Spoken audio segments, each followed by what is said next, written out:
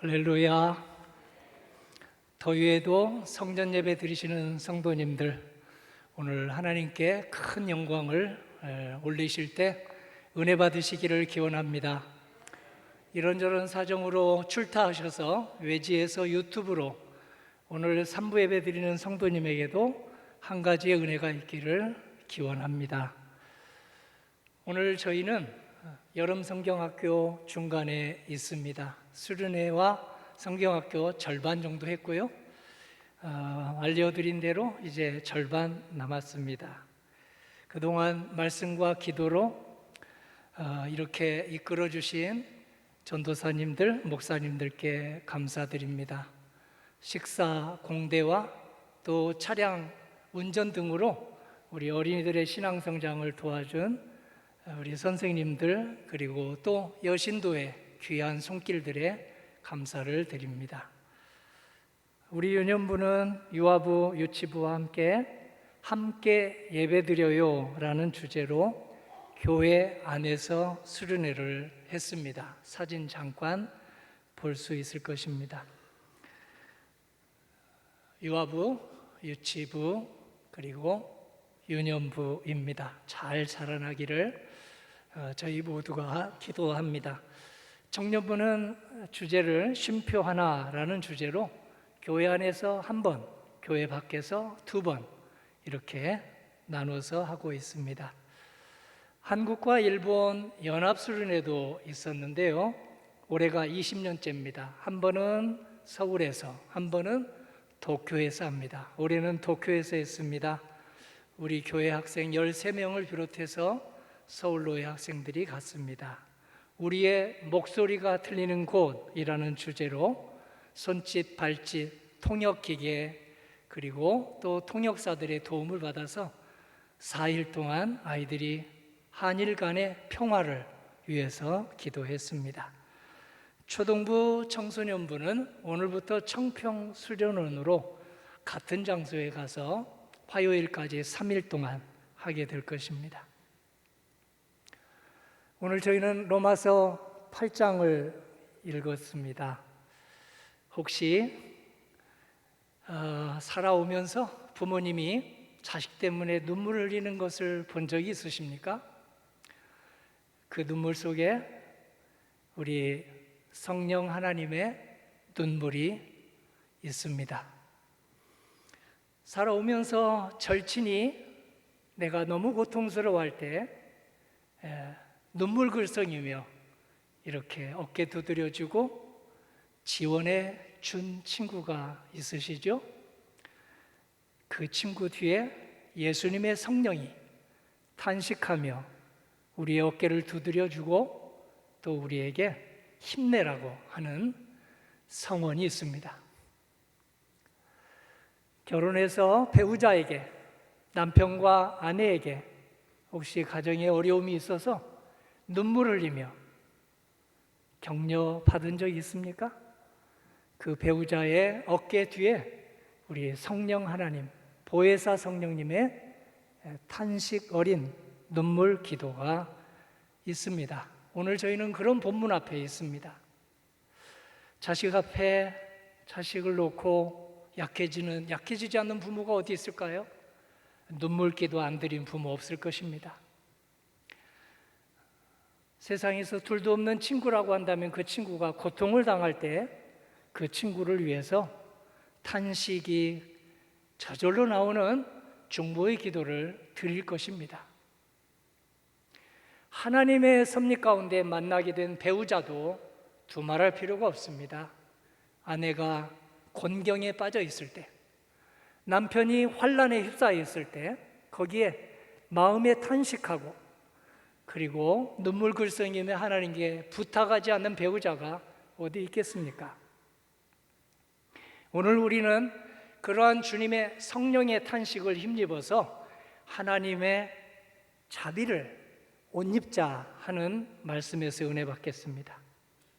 우리나라는 놀라운 일이 많습니다.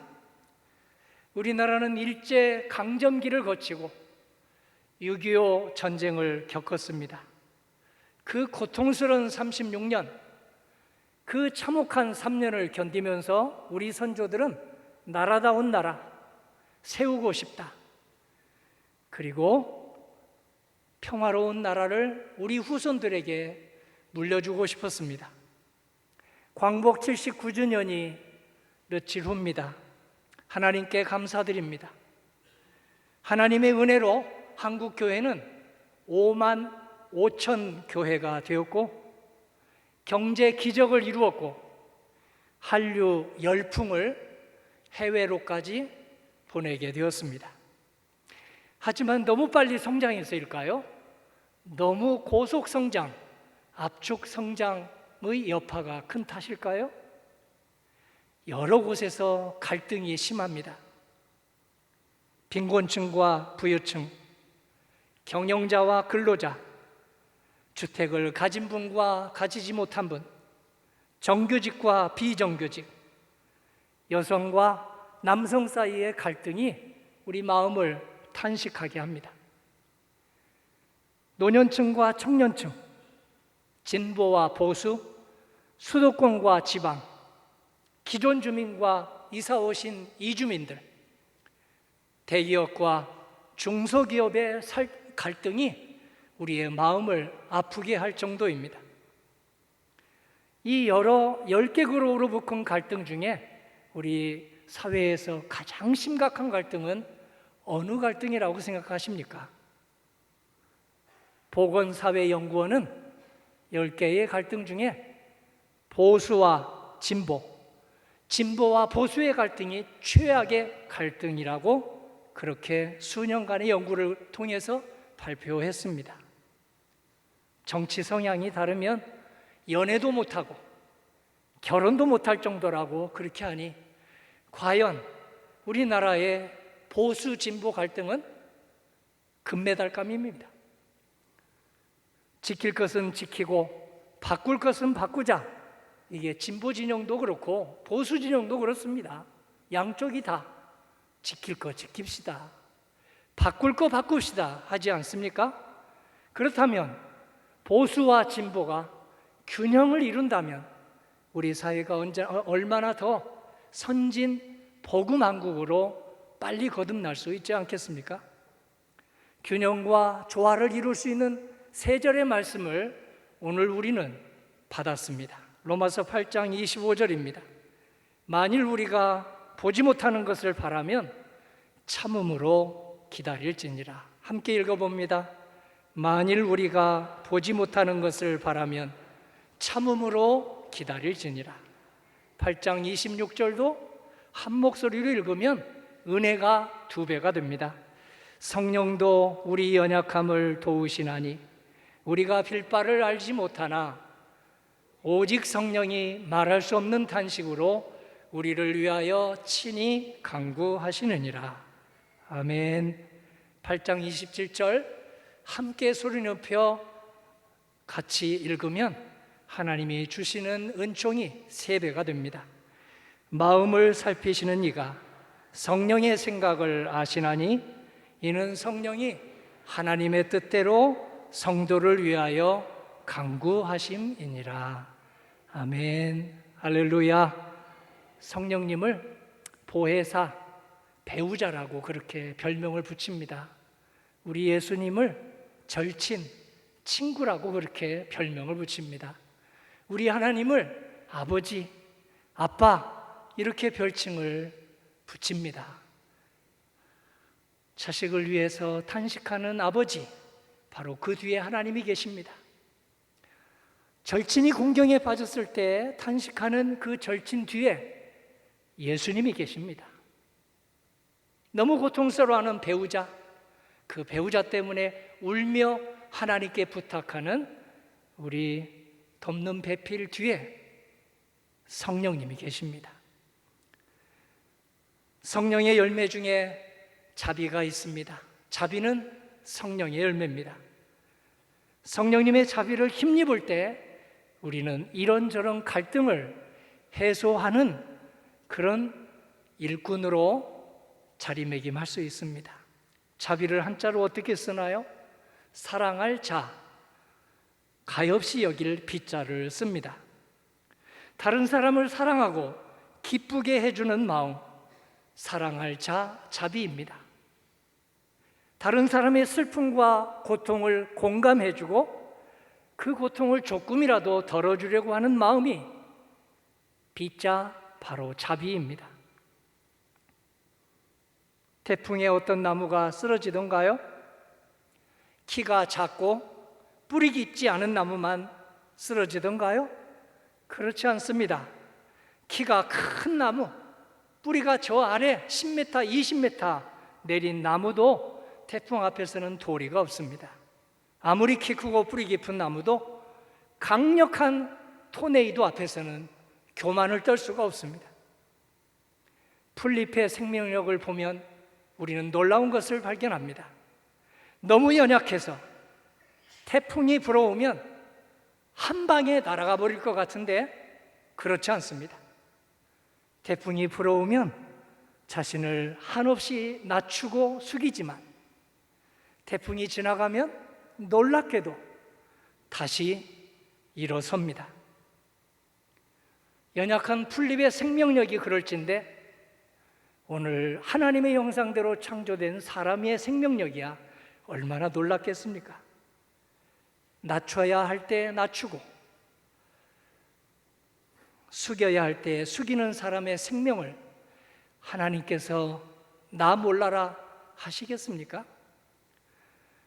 주님의 말씀 앞에 숙이고 낮추는 성도의 환난 풍파를 하나님께서 어찌 그냥 내버려 두실 리가 있겠습니까? 하나님은 우리 모두를 주님의 형상대로 지으셨습니다. 한 사람도 빠짐없이 남자, 여자, 보수, 진보, 도시사람, 농촌사람 예외 없이 하나님의 진선미 형상을 따라 지어주셨습니다. 그리고 거기에 성령의 생기, 영적인 생기를 불어 넣어 주셨습니다. 그런데 악마의 시기와 유혹에 우리가 넘어갔습니다. 하나님의 형상, 진선미의 형상을 잃어버렸습니다. 성령의 생기, 하나님이 불어넣어 주신 생동감 있게 살아가는 생기를 잃어버렸습니다. 그런 우리를 불쌍히 보시고 하나님은 끝까지 우리에게 자비를 베푸십니다. 시편 103편 8절을 보십시오. 여호와는 자비로우며 은혜로우시며 노하기를 더디하시며 인자하심이 풍부하시도다. 하나님께서는 가장 연약했던 백성 중에 첫 번째로 꼽혔던 유대 백성, 이스라엘 백성을 구하셨습니다. 너무 연약해서 이집트에 끌려가 이집트에 이주했다가 종이 되어서 400년 넘게 종살이하는 그들의 신음소리를 들으시고 꺼내주셨습니다. 출애굽하게 해주셨습니다. 자비를 베풀어 주셨습니다. 광야를 지나서 40년 동안 배회할 때는 그들의 줄임배를 만나로 메추라기로 채워주셨습니다. 그 은혜를 예수님께서 그대로 다시 반복하셨습니다. 요한복음 6장에 복음을 전하시다가 식사 시간이 되자 배고파하는 우리 백성들을 보시고 예수님은 아이 한 명이 도시락으로 싸온 보리떡 5개, 생선 2마리로 서로서로 나눠 먹게 하셨습니다. 12광줄이나 남게 하셨습니다. 성경에는 기록되어 있지 않지만 아이가 보리떡 5개, 생선 2마리 자기가 먹으려고 꺼내온 것을 예수님 앞에 내놓았을 때 어찌 5,000명이 넘는 사람들에게 아이 한 명만 도시락을 싸왔을까요? 어른도 싸운 사람이 있지 않겠습니까? 청년도 싸운 사람이 있지 않겠습니까? 우리 엄마들이야 얼마나 많이 준비해서 갑니까? 그들은 내놓지 않았을까요? 내놓았을 것입니다. 아니, 저 아기가 내놓는데 우리도 좀 나눠 먹읍시다 하고 내놓았을 것입니다. 보리떡 5개, 생선 2마리는 예수님을 상징합니다.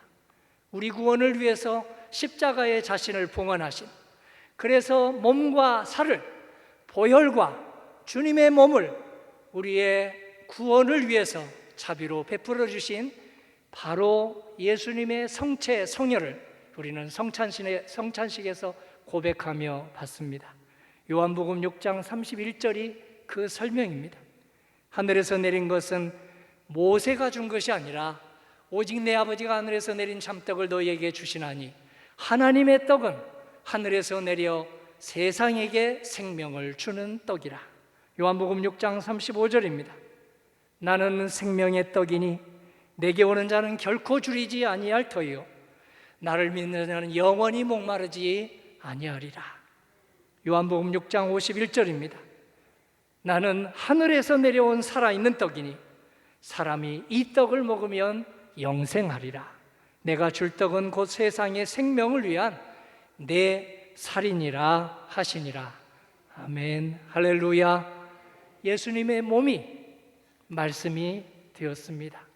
예수님의 몸이 교회가 되었습니다. 예수님의 몸이 성도님이 되었습니다. 예수님의 십자가에서 흘리신 보혈이 오늘 성경 말씀이 되었고 성령의 감동으로 기록된 하나님의 말씀이 되었습니다. 만나의 기적, 오병이어 기적에 이어서 예수님은 1만 달란트 빚진 자의 이야기를 들려주시며 하나님의 자비로 우리를 부르십니다. 누가복음 6장 36절입니다. 너희 아버지의 자비로우신 같이 너희도 자비로운 자가 되라. 오늘 우리 믿는 사람들의 공통의 인생 목표입니다. 이 목표를 책상 앞에 붙여놓고 기도할 때마다 이 말씀 외우고 자녀들에게 이 말씀을 암송하게 하면 하나님께서는 놀라운 하나님의 은총으로 일생을 책임져 주신다고 약속하셨습니다. 성도님과 저는 오늘 그 자비로 초대받았습니다. 성령님의 도우심을 힘입어서 우리 안에 심겨진 하나님의 자비의 씨앗을 자라게 할 수 있습니다. 소수민족 지도자들의 롤 모델 다윗이 그 증거입니다. 그에 앞서서 왕이 되었던 초대왕 사울은 다윗을 그만 시기 질투해서 죽이려고 했습니다. 수년간 암살조를 보내서 아주 수색하며 없애버리려고 했습니다. 그러나 하나님이 지켜주셨습니다. 그래서 죽이지 못했습니다. 죽이려고 하다가 사울 왕이 먼저 죽임을 당했습니다. 다윗이 하나님의 은혜로 사울의 뒤를 이어서 왕이 되었습니다. 부하들이 다윗을 찾아와서 말합니다. 왕을 죽이려고 했던 사울 왕의 그 암살조를 없애야 됩니다. 처단해야 됩니다. 심판해야 됩니다. 그렇게 분명히 얘기했겠지만 다윗은 그러지 않았습니다. 하나님에게 모든 심판과 처단을 다 맡겨드렸습니다. 그들에게는 자비를 베풀었습니다. 사울왕의 손자 무비보셋의 기업을 회수하지 않고 그대로 두었고 그의 아들처럼 여기며 왕궁에서 지내도록 왕궁 한 켠을 내주기까지 했습니다. 다윗도 우리하고 심정이 비슷할 텐데요. 어떻게 그럴 수 있었을까요? 하나님의 자비를 못 입었기 때문입니다. 시편 23편의 고백대로 사망의 음침한 골짜기에서 나를 살아나게 해주신 분, 하나님의 자비를 내가 빚 갚으며 살아야 된다 하고 그렇게 되뇌었기 때문입니다. 하나님의 자비를 못 입은 다윗은 늘 내 잔이 넘칩니다. 내 잔이 넘칩니다. 풍요할 때에도 궁핍할 때도 내 잔이 넘칩니다. 건강할 때에도 병들었을 때도 내 잔이 넘칩니다. 사람들이 주변에 많이 모일 때에도 가까웠던 사람이 멀어져 갈 때에도 내 잔이 넘칩니다 하고 그렇게 고백함으로써 하나님의 자비의 옷을 벗지 않았습니다. 오늘 다윗이 고백한 하나님의 자비의 본체가 예수님이십니다. 예수님을 믿으면 하나님의 자비를 우리가 옷 입습니다. 예수님의 자비야말로 하나님 나라 가는 길이요 진리요 생명입니다. 이걸 잘 우리에게 이해하게 해주는 연극 한 편이 있습니다. 단지 15분밖에 남지 않는 인생 Just 15 Minutes라고 하는 서양 연극입니다. 한 청년이 명문대를 졸업했습니다. 박사 논문 심사를 통과했습니다. 그의 앞날은 창창했습니다. 그런데 갑자기 몸에 통증이 와서 병원에 가보았습니다. 청천벽력 같은 소리를 들었습니다. 폐암 말기네요. 어떻게 몸을 이 지경으로 내버려뒀습니까? 15분밖에 못 살겠네요. 망연자실하여 병원 문을 나서는데 전화 한 통이 왔습니다. 자기를 끔찍이 사랑하는 할머니에게서 온 전화입니다. 사랑하는 손자야, 할미가 곧 죽을 것 같다. 재산 상속을 빨리 해야겠으니 어서 와서 사인 좀 해다오. 유산 상속 소식이 곧 죽을 청년 앞에 어떤 기쁨을 주었을까요? 그런데 이어서 두 번째 전화가 또 왔습니다. 오랫동안 사랑을 나누고 연애했던 여친에게서 이제 결혼하고 싶으니 빨리 와서 우리 둘이 함께 부모님에게 인사하러 가자고 하는 전화였습니다. 결혼 승낙 소식이 곧 죽을 청년에게 어떤 기쁨을 주었을까요? 세 번째 전화가 왔습니다. 세계적인 과학학술지에서 온 전화인데요. 당신의 박사학위 논문이 우리 학술지에 게재하게 됐으니까 송금료 조금밖에 안 내도 돼요. 게재료 좀 보내주세요 하는 전화였습니다. 지금 죽어가는 청년에게 오늘 세계적 학술지에 논문 게재가 됐다는 게 얼마나 기쁨을 주었을까요? 세 통의 기쁜 전화를 받고도 청년은 오열하면서 연극이 끝납니다. 우리에게 남은 인생이 10년이든 30년이든 어떻게 살아야 좋은 것인지, 어떻게 살아야 자비로운 삶인지 생각하게 해주는 연극 아닙니까? 주님께서 우리에게 자비를 옷 입고 살도록 성령을 보내주셨습니다. 자비의 사역을 마치고 본향으로 승천하신 예수님이 해주신 말씀 들어보십시다. 요한복음 14장 26절입니다. 보혜사, 곧 아버지께서 내 이름으로 보내실 성령, 그가 너희에게 모든 것을 가르치시고 내가 너희에게 말한 모든 것을 생각나게 하시리라. 할렐루야. 자비를 베푼 것만 가지고 천국에 갑니다. 자비를 베푼 것만이 우리가 하늘나라 간 뒤에 후손들에게 남겨질 것입니다. 성령님은 우리의 자비심 처박아두지 않고 사용하게 해주십니다. 씨앗으로 주신 하나님의 자비 싹 틔우고 꽃 피우고 열매 맺도록 성령님이 도와주십니다. 한 사람 한 사람 모두에게 오셔서 기도하고 말씀 볼 때마다 도와주십니다. 이 은혜로 주님의 자비 흘려보내시기를 주님 이름으로 간절히 기원합니다. 아멘.